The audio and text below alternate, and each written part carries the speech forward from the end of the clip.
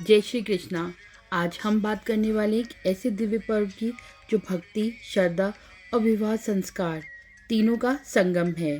ये पर्व है तुलसी विवाह। प्रभु की असीम कृपा से आज हमें ये मौका मिला अपने घर में तुलसी विवाह कराने का। आप सबके मन में ये प्रश्न आ रहा होगा कि क्या तुलसी जी का विवाह हुआ था? हाँ, बिल्कुल। हर वर्ष एकादशी से कार्तिक पूर्णिमा के बीच तुलसी विवाह मनाया जाता है। इस दिन भगवान विष्णु और माता तुलसी का विवाह संपन्न हुआ था। इसे देव उठनी एकादशी भी कहा जाता है।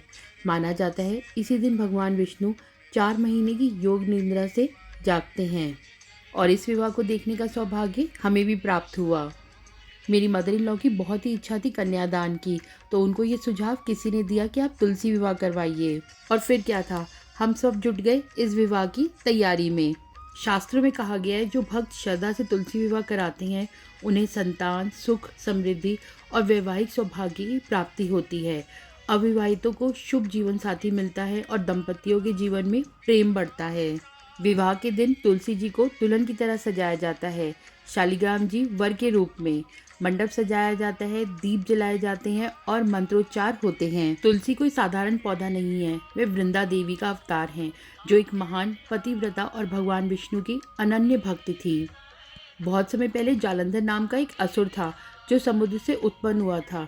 उसकी पत्नी वृंदा अत्यंत पतिव्रता और धार्मिक थी। वृंदा की भक्ति और सत्य के कारण कोई देवता जालंधर को पराजित नहीं कर पाता था। देवताओं ने भगवान विष्णु से प्रार्थना की, हे विष्णु, जालंधर का आतंक बढ़ता जा रहा है, हमें बचाइए। वृंदा की तपस्या को भंग करने के लिए भगवान विष्णु ने जालंधर का रूप धारण किया। जब वृंदा को पता चला कि उसके साथ छल हुआ है तो उसने भगवान विष्णु को क्रोधित होकर श्राप दिया। वृंदा के श्राप के कारण भगवान विष्णु शालिग्राम बन गए। वृंदा का शरीर त्याग के बाद धरती पर तुलसी के पौधे के रूप में प्रकट हुआ। तब भगवान विष्णु ने कहा, हे वृंदा, तुम तुलसी के रूप में सदा पूजनीय रहोगी। तुम्हारे बिना मेरा पूजन अधूरा रहेगा।